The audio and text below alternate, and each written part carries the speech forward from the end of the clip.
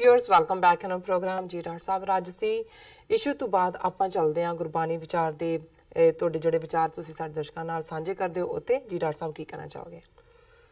ਦੇਖੋ ਅਸੀਂ ਜਿਹੜੀ ਸਾਨੂੰ ਇਹ ਜ਼ਿੰਦਗੀ ਮਿਲੀ ਜਦੋਂ ਅਸੀਂ ਹੋਸ਼ ਸੰਭਾਲਦੇ ਹਾਂ ਜੀ ਹਾਲਾਂ ਜ਼ਿੰਦਗੀ ਦੇ ਪੜਾਅ ਬਹੁਤ ਵਾਰ ਬਚਪਨ ਜਵਾਨੀ ਬੁਢਾਪਾ ਤੇ ਮੌਤ ਇਹੀ ਗਿਣੇ ਜਾਂਦੇ ਨੇ। ਬਿਲਕੁਲ।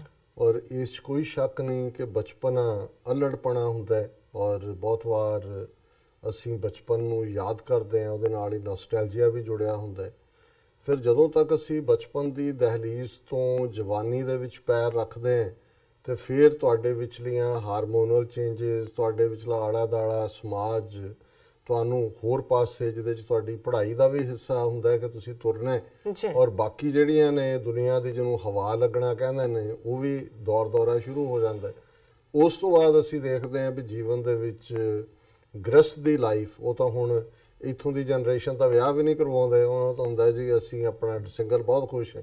ਲੇਕਿਨ ਮੈਂ ਆਪਣੇ ਦੌਰ ਦੀ ਗੱਲ ਕਰ ਰਿਹਾ ਵੀ ਉਸ ਤੋਂ ਬਾਅਦ ਫਿਰ ਤੁਹਾਡਾ ਬੱਚਿਆਂ ਦਾ ਜਿਹੜਾ ਹੋਣਾ ਉਹਨਾਂ ਦੀ ਤਾਲੀਮ ਜਾਂ ਉਹਨਾਂ ਨੂੰ ਅੱਗੇ ਤੋਰਨਾ ਔਰ ਫਿਰ ਕਰਦੇ ਪਤਾ ਹੀ ਨਹੀਂ ਲੱਗਦਾ ਵੀ ਕਦੋਂ ਜਿਹੜਾ ਉਹ ਬੁਢਾਪਾ ਆ ਗਿਆ ਜੀ।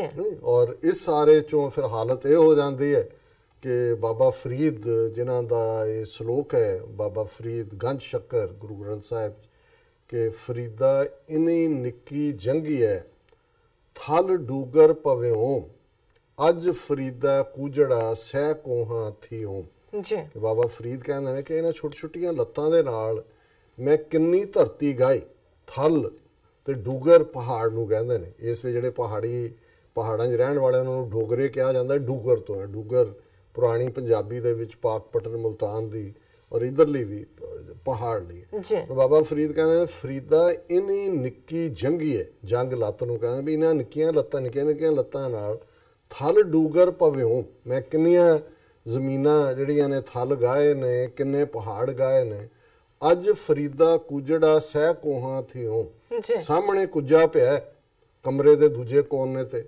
ਇੰਨੀ ਹਿੰਮਤ ਹੀ ਨਹੀਂ ਪੈਂਦੀ ਕਿ ਉੱਠ ਕੇ ਉਹਨੂੰ ਮੈਂ ਚੁੱਕ ਲਾਂ ਐਵੇਂ ਲੱਗਦਾ ਵੀ 100 ਕੋ ਦੂਰ ਹੈ।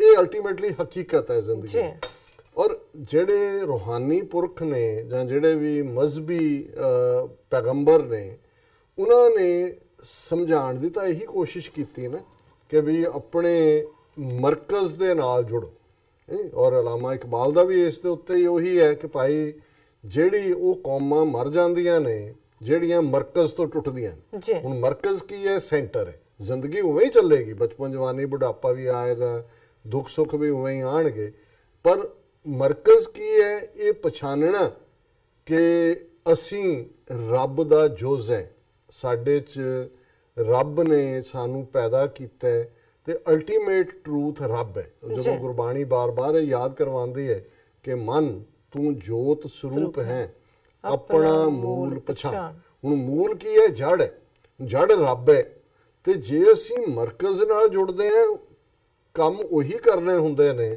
ਫਿਰ ਤੁਹਾਡੇ ਅੰਦਰ ਇੱਕ ਠਹਿਰਾ ਇੱਕ ਟਿਕਾ ਫਿਰ ਦੂਸਰਾ ਸਵਾਲ ਜਦੋਂ ਮਰਕਜ਼ ਨਾਲ ਜੁੜੋਗੇ फिर होएगा कि जीवन का मकसद की है जी मैं क्यों है और फिर उहदे चों तुहानूं आएगा कि भाई अल्टीमेटली जिहड़ा तुहानूं सुख मिलदा है वो इवें ही है कि जिवें तुसीं बच्चे नूं जिधर मर्जी कदे खिडौणा दे के कर दिओ कदे दूसरा कर दिओ पर उसनूं चैन उदों ही मिलदा है जां मां नूं भी उदों ही सकून मिलदा है जदों कि बच्चा मां दी गोद च आ जांदा है और चार चफेरियों और तुहाडा जिहड़ा मां दा बच्चे प्रति भी भाव यही हुंदा है कि भाई सुत अपराध करत है जेते जननी चीत न राखस तेते रामैया हों बारक तेरा काहे न खंडस अवगुण मेरा कि मां कदे बच्चियां दा उहने रजिस्टर थोड़ी रखिया है कि भी उहने की गुनाह कीता है की गलत काम कीता है उहदे चों मां है वो सब नूं भुला दिंदी।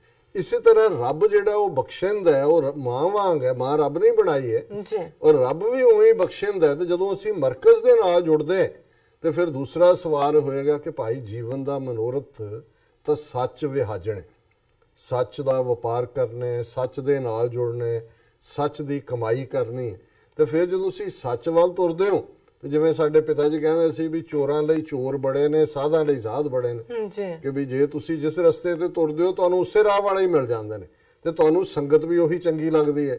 ਜਿਹੜੇ ਪਿਆਲੇ ਵਾਲੇ ਨੇ ਉਹਨਾਂ ਨੂੰ ਅਜੇ ਸੂਰਜ ਛੁਪਦਾ ਨਹੀਂ ਹੈ ਤੇ ਉਹ ਇੱਕਦਮ ਇਕੱਠੇ ਹੋ ਜਾਂਦੇ ਨੇ। ਉਹ ਪਿਆਲੇ ਦੀ ਯਾਰੀ ਹੁੰਦੀ ਇਹ ਹੈ ਕਿਉਂਕਿ ਉਹਨਾਂ ਦੇ ਨਾਲ ਹੀ ਉਹਨਾਂ ਦੀ ਸਾਂਝ ਬਣੀ ਹੁੰਦੀ ਹੈ। ਇਸੇ ਤਰ੍ਹਾਂ ਜਿਹੜੇ ਸੱਚ ਦੇ ਵਣਜਾਰੇ ਨੇ, ਸੰਗਤ ਦੀ ਸਾਂਝ ਹੁੰਦੀ ਹੈ। ਔਰ ਸੰਗਤ ਕੋਈ ਜ਼ਰੂਰੀ ਨਹੀਂ ਤੁਸੀਂ ਹਜ਼ਾਰਾਂ 'ਚ ਬੈਠਦੇ ਹੋ ਜਾ ਕੇ, ਬੜੇ ਬੜੇ ਹਾਲ ਹੋਣ। ਏਕ ਸਿੱਖ ਦੋਏ ਸਾਧ ਸੰਗ ਪੰਜੀ ਪਰਮੇਸ਼ਰ। ਇੱਕ ਕੱਲਾ ਸਿੱਖ ਹੈ, ਦੋ ਮਿਲ ਜਾਣ, ਉਹ ਸਿੱਖ ਹੋਏ, ਸਿੰਘ ਹੋਏ, ਸਿੰਘਣੀ ਹੋਏ, ਦੋ ਜਦੋਂ ਰੱਬ ਦੀ ਵਿਚਾਰ ਕਰਦੇ ਨੇ ਤੇ ਉਹ ਸੰਗਤ ਹੈ। ਤੇ ਜੇ ਪੰਜ ਹੋ ਜਾਣ ਤਾਂ ਸਮਝੋ ਰੱਬ ਹੈ, ਕਿਉਂਕਿ ਉਹਨਾਂ ਕੋਲ ਫੈਸਲਾ ਲੈਣ ਦੀ ਹੈ। ਸੋ ਇਹ ਜਿਹੜਾ ਤੀਸਰੇ ਪਾਤਸ਼ਾਹ ਦਾ ਸੂਈ ਰਾਗ ਦਾ ਸ਼ਬਦ ਅਸੀਂ ਪਿਛਲੇ ਕੁਝ ਹਫ਼ਤਿਆਂ ਤੋਂ ਵਿਚਾਰ ਰਹੇ ਹਾਂ, ਕਿਉਂਕਿ ਇਸ ਦੇ ਜਿਹੜੇ ਨੇ ਉਹ 32 ਤੋਂ ਜ਼ਿਆਦਾ 30 ਤੋਂ ਜ਼ਿਆਦਾ ਪਦੇ ਨੇ।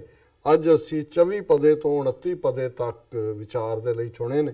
ਔਰ ਜਿਹੜੀ ਮੈਂ ਗੱਲ ਸ਼ੁਰੂ ਦੇ ਵਿੱਚ ਕਹੀ ਹੈ ਇਹ ਇਸ ਦਾ ਹੀ ਵਿਆਖਿਆ ਹੈ, ਕਿਉਂਕਿ ਪਹਿਲਾ ਪਦਾ 24ਵਾਂ ਸਤਿਗੁਰ ਮਿਲੇ, ਸਤਿਗੁਰ ਨੋ ਮਿਲੇ ਸੇ ਭਾਇਰਾ, ਸੱਚਾ ਸ਼ਬਦ ਲਗਨ, ਸੱਚ ਮਿਲੇ ਸੇ ਨਾ ਵਿਛੜੈ, ਦਰ ਸੱਚੈ ਦਿਸਨ। ਕਿ ਵੀ ਜਿਹੜਾ ਗੁਰੂ ਦੇ ਨਾਲ ਮਿਲਿਆ ਹੋਇਆ, ਸਤਿਗੁਰ ਨੂੰ ਮਿਲੇ, ਜਿਹੜਾ ਗੁਰੂ ਨਾਲ ਮਿਲਿਆ ਹੋਇਆ, ਸੇ ਭਾਇਰਾ, ਉਹੀ ਮੇਰਾ ਭਰਾ ਹੈ ਜੀ। ਮੇਰੇ ਇਸ ਰਸਤੇ ਦਾ ਪਾਂਧੀ ਉਹੀ ਹੈ ਜਿਹੜਾ ਸਤਿਗੁਰੂ ਤੇ, ਅਕਾਲ ਪੁਰਖ ਤੇ, ਵਾਹਿਗੁਰੂ ਤੇ ਇਤਕਾਦ ਕਰਦਾ ਹੈ।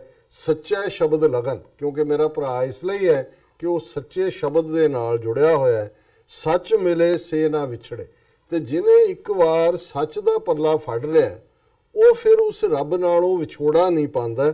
ਦਰ ਸੱਚਾ ਦਿਸਨ, ਤੇ ਉਸ ਰੱਬ ਦੀ ਦਰਗਾਹ ਦੇ ਵਿੱਚ ਵੀ ਉਹ ਜਿਹੜਾ ਉਹ ਖੜਾ ਹੋਏਗਾ ਉਜਲ ਮੁਖ ਦੇ ਨਾਲ, ਜਿਨੀ ਨਾਮ ਤੇ ਆਇਆ ਗਏ ਮਸ਼ੱਕਤ ਘਾਲ, ਨਾਨਕ ਤੇ ਮੁਖ ਉਜਲੇ ਕੀਤੀ ਛੁੱਟੀ ਨਾਲ। ਦੂਸਰਾ ਪਦ ਹੈ ਸੇ ਭਾਈ ਸੇ ਸਜਣਾ ਜੋ ਸੋਚਾਂ ਸੇਵਨ, ਸੇ ਭਾਈ ਸੇ ਸਜਣਾ ਜੋ ਸੱਚਾ ਸੇਵਨ, ਅਵਗਣ ਵਿਕਣ ਪਲਰਣ ਗੁਣ ਕੀ ਸਾਂਝ ਕਰਨ।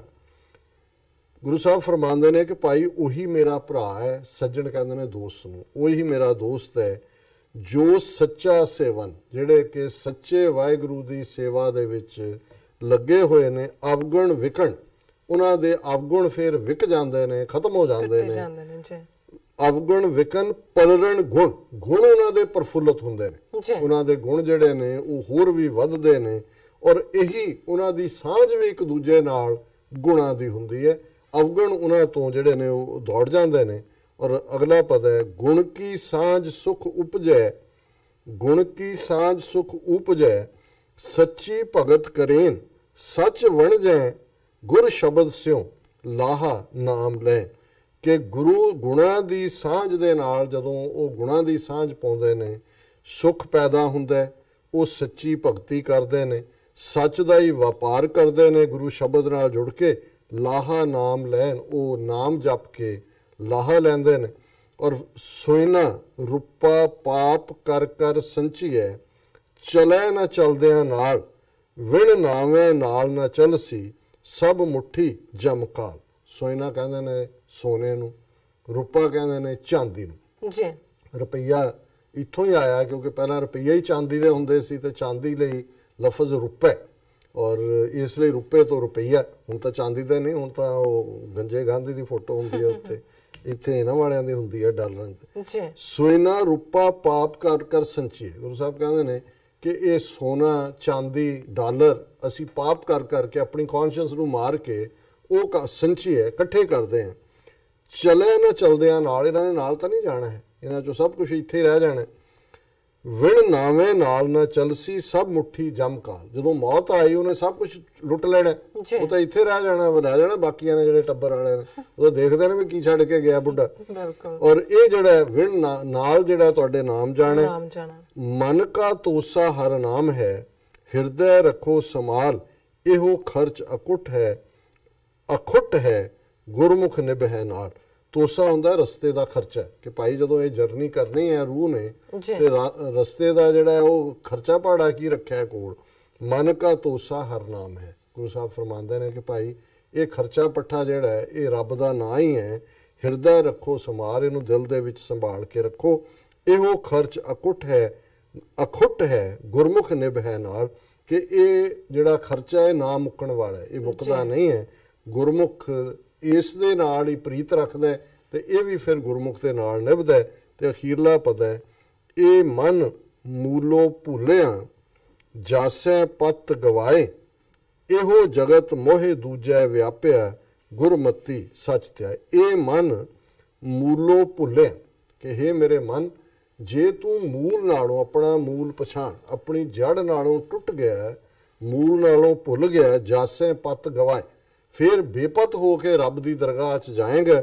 ਇਹੋ ਜਗਤ ਮੋਹੇ ਦੂਜਾ ਵਿਆਪਿਆ, ਜੇ ਸੰਸਾਰ ਦੇ ਵਿੱਚ ਰਹਿੰਦੇ ਆ ਇਹ ਮਾਇਆ ਦੇ ਮੋਹ 'ਚ ਤੂੰ ਫਸ ਗਿਆ ਤੇ ਫਿਰ ਤੇਰਾ ਕੋਈ ਕਲਿਆਣ ਨਹੀਂ ਹੋਣਾ। ਗੁਰਮਤੀ ਸੱਚ ਧਿਆਏ, ਗੁਰੂ ਦੀ ਮੱਤ ਦੇ ਮੁਤਾਬਕ ਸੱਚ ਦੀ ਆਰਾਧਨਾ ਕਰ, ਸੱਚ ਦੇ ਨਾਲ ਜੁੜ, ਸੱਚ ਦਾ ਜੀਵਨ ਜੀ। ਜੀ ਡਾਕਟਰ ਸਾਹਿਬ, ਤੁਹਾਡਾ ਬਹੁਤ ਸ਼ੁਕਰੀਆ। ਤੁਸੀਂ ਅੱਜ ਦੇ ਐਮਏ ਸ਼ੋਅ ਤੇ ਅੱਜ ਦਾ ਵਿਚਾਰ ਸਾਡੇ ਦਰਸ਼ਕਾਂ ਨਾਲ ਸਾਂਝਾ ਕੀਤਾ ਤੇ ਆਪਣੇ ਵਿਊਅਰਸ ਕੋਲ ਲੈਣੇ ਇਜਾਜ਼ਤ। ਵਿਊਅਰਸ, ਤੁਹਾਡਾ ਬਹੁਤ ਬਹੁਤ ਸ਼ੁਕਰੀਆ। ਤੁਸੀਂ ਆਪਣੇ ਕੀਮਤੀ ਸਮੇਂ ਵਿੱਚੋਂ ਸਮਾਂ ਕੱਢ ਕੇ ਸਾਨੂੰ ਆਪਣੇ ਰਾਏ ਤੇ ਸੁਝਾਅ ਭੇਜੇ ਨੇ। ਤਾਂ ਭੇਜਦੇ ਰਹਿਣਾ ਸਾਡੇ ਇਸ ਪਤੇ ਤੇ SOSH ਤੇ। ਅਸੀਂ ਆਪਣਾ ਪ੍ਰੋਗਰਾਮ ਲੈ ਕੇ ਫਿਰ ਦੁਬਾਰਾ ਹਾਜ਼ਰ ਹੋਵਾਂਗੇ। ਤਦ ਤੱਕ ਲਈ ਮੈਨੂੰ ਤੇ ਆਪਣਾ ਸੁਣਾ ਗਿਆ ਦੋ ਦੇਖਦੀ ਰਹੋ TV ਰਿਫੋ। ਲਾ ਦਿਓ ਫਤਿਹ। ਵਾਹਿਗੁਰੂ ਜੀ ਕਾ ਖਾਲਸਾ, ਵਾਹਿਗੁਰੂ ਜੀ ਕੀ ਫਤਿਹ।